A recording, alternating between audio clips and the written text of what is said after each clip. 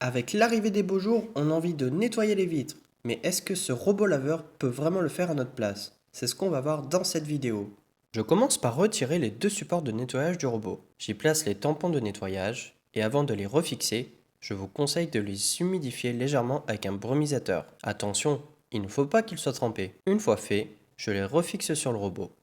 Et pour commencer la sortie des jets d'eau du robot laveur, juste en dessous nous avons ce petit capuchon noir où se trouve la réserve d'eau. Et pour réaliser un remplissage optimal, on utilise un petit entonnoir et on utilise de l'eau déminéralisée. Au-delà du design, je le trouve vraiment léger en main. Et pourtant, après mes tests, il m'a paru assez robuste. On sent qu'il est solide, malgré sa légèreté. Alors, parlons un peu de la partie branchement. Ici, on a l'adaptateur secteur qu'on connecte au robot. Attention, il y a une petite bague à visser pour que tout reste bien en place. Et juste là, vous voyez l'accord de sécurité, indispensable pour éviter les mauvaises surprises. L'étape suivante consiste tout simplement à réaliser un nœud d'huile pour garantir une meilleure sécurité. J'utilise mon propre mousque-coton car celui lui fourni m'a paru un peu trop petit. Le mien plus grand m'a offert un point d'ancrage plus sûr et plus rassurant. On commence avec le mode stop qui permet tout simplement d'arrêter un programme. Le bouton en haut à droite permet tout simplement de démarrer le nettoyage automatique ou de mettre en pause. On va passer aux 4 flèches qui sont présentes et le bouton OK. Les 4 flèches permettent tout simplement de réaliser un nettoyage manuel. Le bouton OK permet tout simplement de démarrer ou de mettre en pause un programme. Le petit bouton où il y a marqué eau avec une petite gouttelette permet un arrosage automatique. Le bouton se trouvant sur la droite permet tout simplement manuellement de mettre de l'eau. Donc vous appuyez dessus, il y a de l'eau qui sortira directement du robot laveur.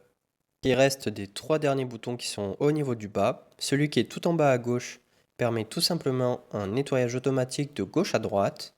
Celui qui se trouve à droite permet un nettoyage automatique de droite à gauche. Et celui qui se trouve juste au-dessus permet un nettoyage automatique vers le haut. Montrer du coup l'état réel de la vitre que nous allons tester.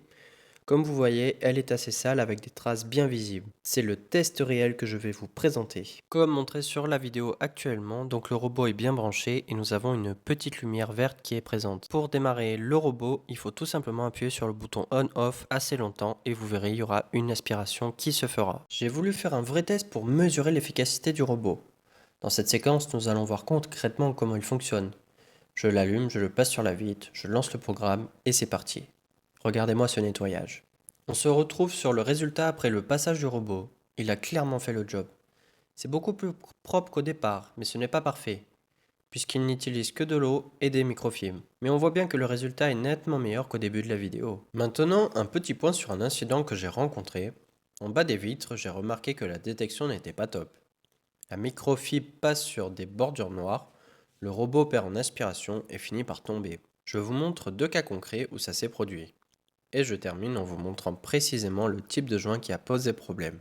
Je trouve en tout cas que ce robot laveur de vitres reste tout de même assez performant malgré quelques petits incidents rencontrés. Comme montré du coup lors de la vidéo, n'hésitez pas à bien accrocher donc avec le mousqueton et faire un petit nœud d'huile pour bien sécuriser le robot au cas où il tombe, comme vous avez pu voir aussi sur ma vidéo. Sinon au niveau de ses performances, au niveau du nettoyage, donc moi j'ai réalisé à peu près 3 passages avec le robot.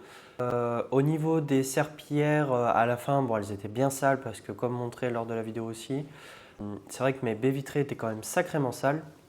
Donc n'hésitez pas à... voilà, après si bien sûr elles sont beaucoup trop sales, n'hésitez pas à les changer.